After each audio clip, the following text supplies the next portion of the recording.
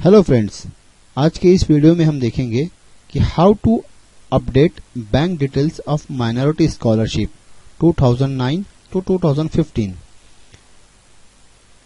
तो दोस्तों, सबसे पहले हमको इसको क्या करना है कि हमको अपने कंप्यूटर में गूगल क्रोम ओपन करेंगे। यहाँ पर हमारे जो वेबसाइट है student.maharashtra.gov.in, इस वेबसाइट पर जाएंगे। यहाँ से हम लॉगिन करेंगे और जो हमारा लॉगिन आईडी है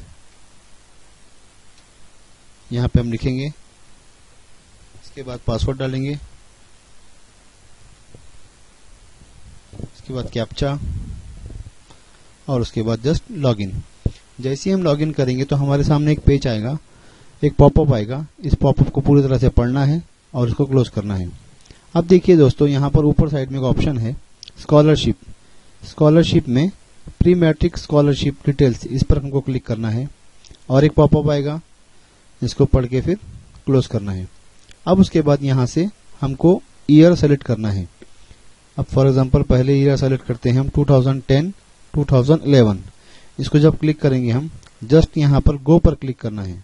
गो पर अगर क्लिक करेंगे तो देखिए यहाँ पर लिख कर आ रहा है नो डाटा अवेलेबल, यानी कि इस साल के हमारा कोई भी बच्चा अवेलेबल नहीं है।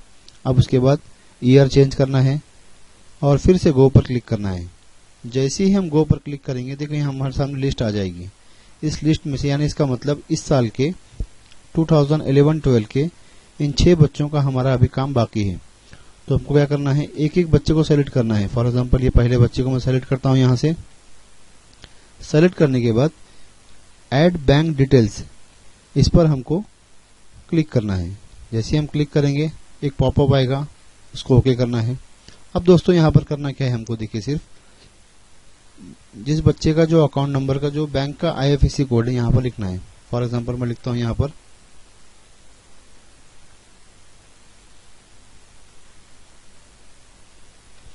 जैसे ही मैं IFSC कोड लिखकर एंटर करता हूँ, यहाँ से एंटर करने के बाद डिटेल्स ऑटोमेटिक आ जाएंगे। यहाँ पर सिर्फ उस बच्चे का अकाउंट नंबर हमको लिखना है।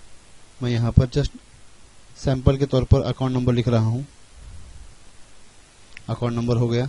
अब यहाँ पर फ़ोन नंबर मांग रहा है। फ़ोन नंबर हमको यहाँ पर जस्ट इंटर करना है। कॉन्टैक्ट नंबर इंटर करने के बाद में देखिए यहाँ पर आधार नंबर ऑटोमेटिक आ गया उस बच्चे का।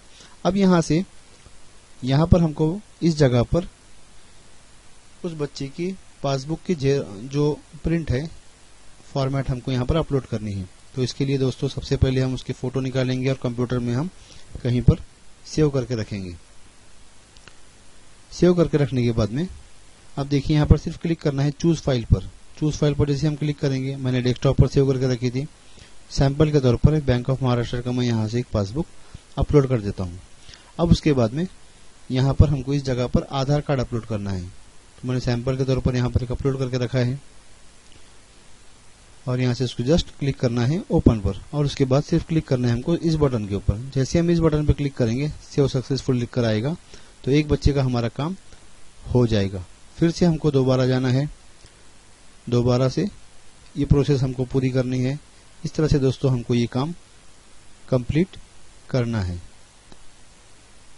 Thank you.